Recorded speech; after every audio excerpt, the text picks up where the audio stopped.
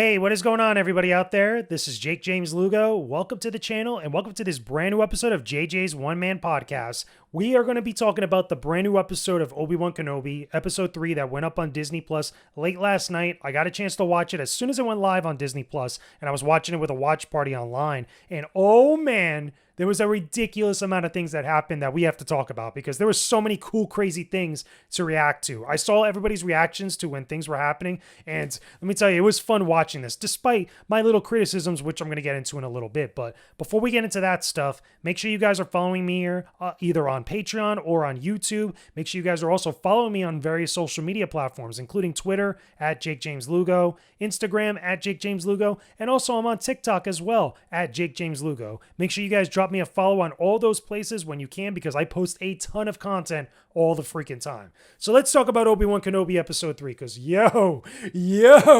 we finally got a chance to see Darth Vader in full gear and full armor. We got to see him talking to Riva. We got to see him murking some people. We got to see him being Darth Vader, which was great.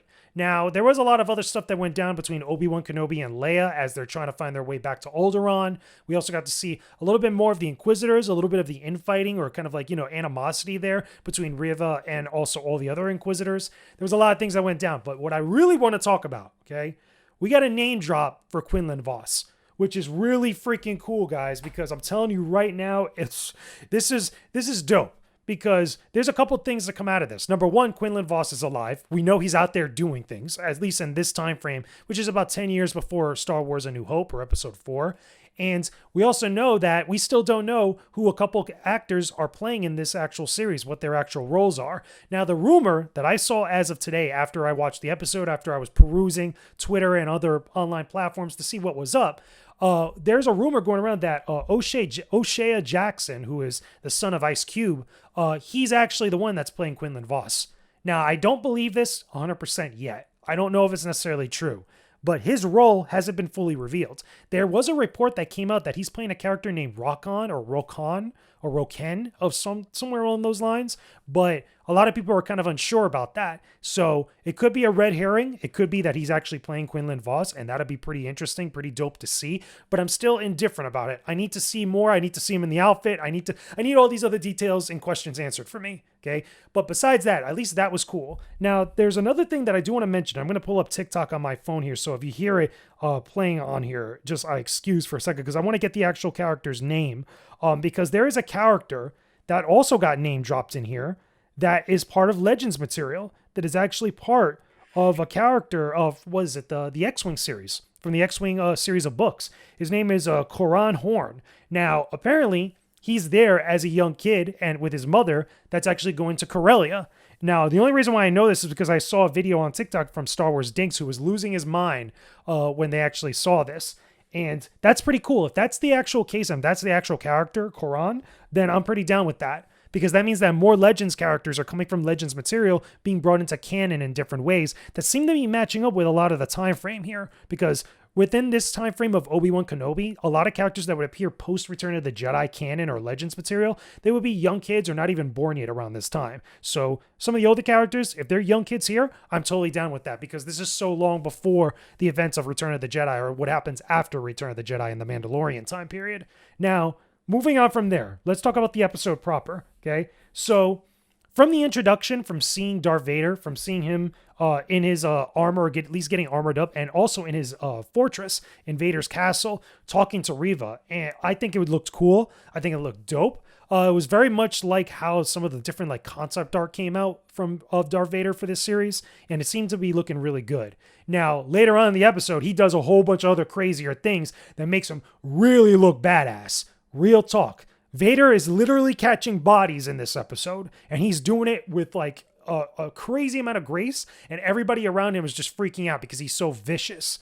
But before that, we also get a little bit more of Obi-Wan and Leia as they're trying to make their way off this planet, or at least they're going to some sort of planet. I forgot the name of the planet specifically. I think it was called Moran or some Mordan, something like that. But they end up hitchhiking on this truck from a guy that apparently is an Imperial sympathizer. Like he's a supporter of the Imperial or the Galactic Empire. And it's crazy because there's a lot of allegories or a lot of like symbolism here that seems to be pulling from stuff from like current day things, which I'm not too crazy about because when it's handled poorly, it sticks out like a sore thumb. But there are supporters of the Empire in various parts of the galaxy. And I could imagine, especially being in the Star Wars universe, it would be kind of something like this, where people are just going about their daily lives, doing their thing, and they just happen to have the Empire as like their governing body. And it seems like some of these people, including this character, I forgot his name, but it's some sort of alien that's driving like this pickup truck that seems to be okay with that. So I believed it and I'm cool with that, at least for the time being. But Obi-Wan is worried because obviously there's all these people that are looking for him and he's trying to keep Leia safe.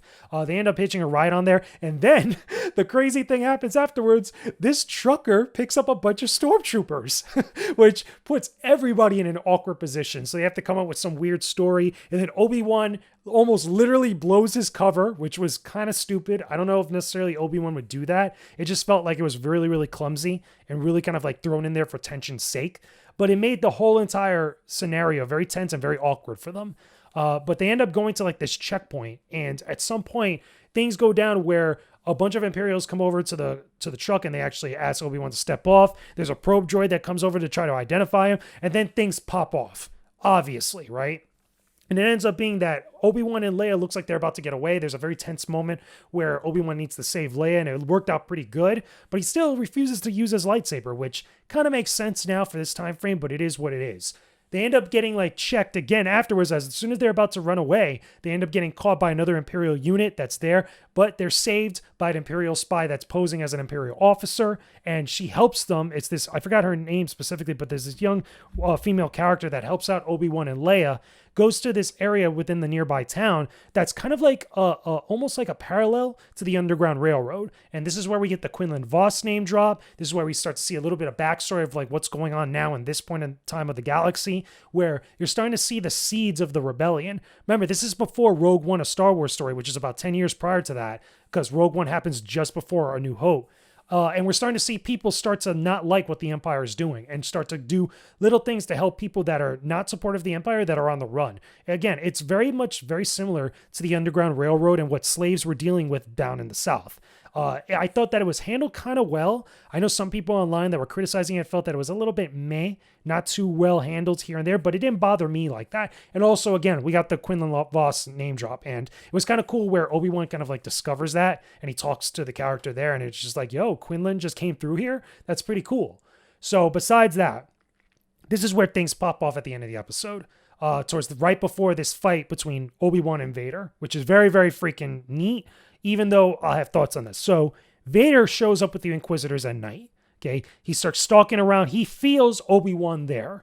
There's a point where Obi-Wan and Leia are looking through this like little grate or little window, and they see Vader come in, and Vader takes a few steps and he shoos Leia away, and he starts looking, and Vader immediately feels Obi-Wan there. So I know that they didn't say any words, but like you didn't need to at this point because the expressions and the movements said everything. Vader starts pulling people out of their homes and starts killing people, snapping their necks. He snapped a youngling's neck right in front of everybody. Even the Inquisitors were like, damn, Vader, jeez.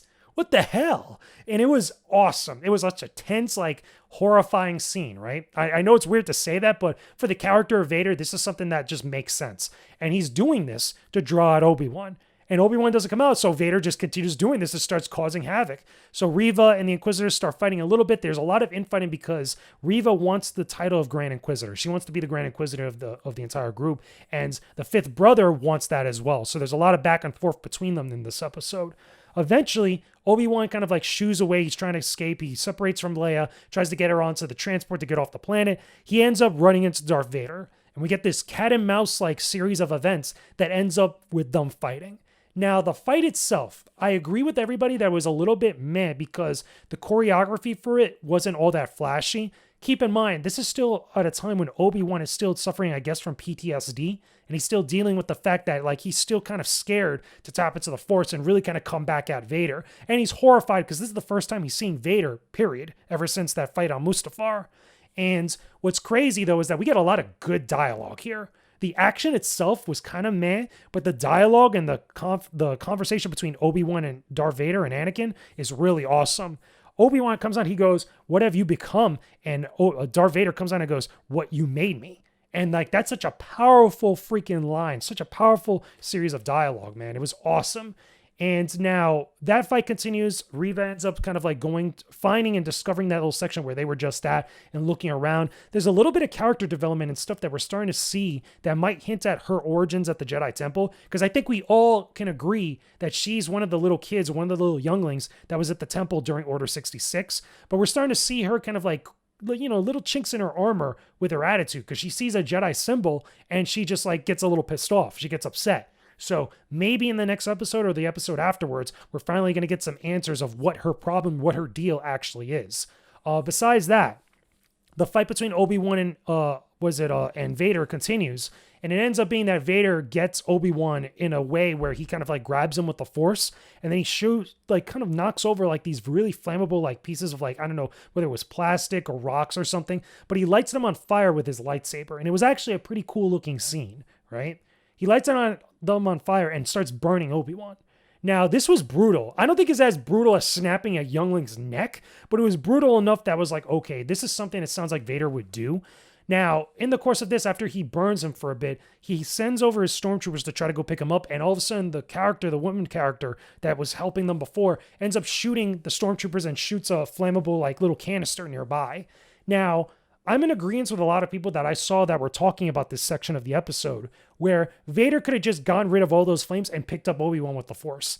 It seems like he let Obi-Wan go, because I don't think Vader is stupid enough to not want to be able to walk through fire, since his armor could be like through fire and could actually be anti-flame enough to walk into lava, to be submerged in lava. So I don't think it was a problem with him walking through the fire. I really think that Vader is at a point right now where he's toying with Obi-Wan. He's really trying to make him suffer, really trying to like torture him a little bit, where he let him go. Because you see this droid come up and pick up Obi-Wan and they just start leaving, right? And he doesn't pursue them, which I found a little bit weird, and I get why people found it weird too, but it makes sense now that I think about it.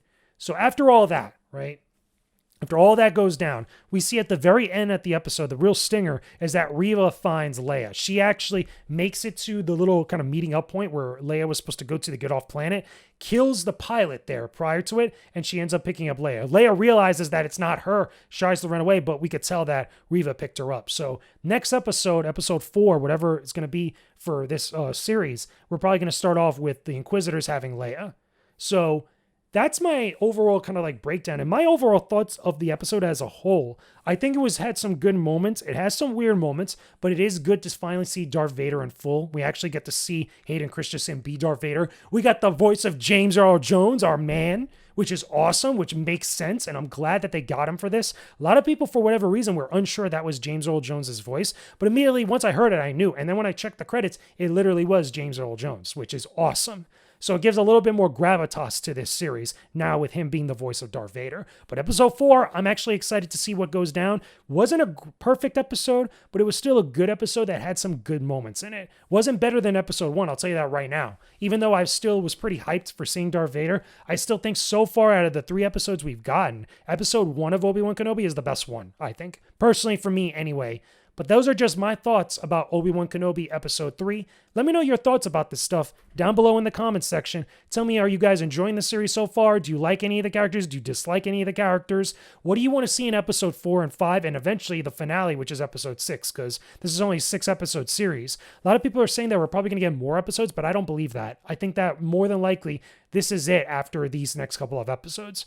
But talk to me about that stuff, and I will be back again next week with some thoughts about Obi-Wan Kenobi Episode 4. I can't wait, guys. It's going to be hype. Super hype for this series. So I will talk to all of you again very soon.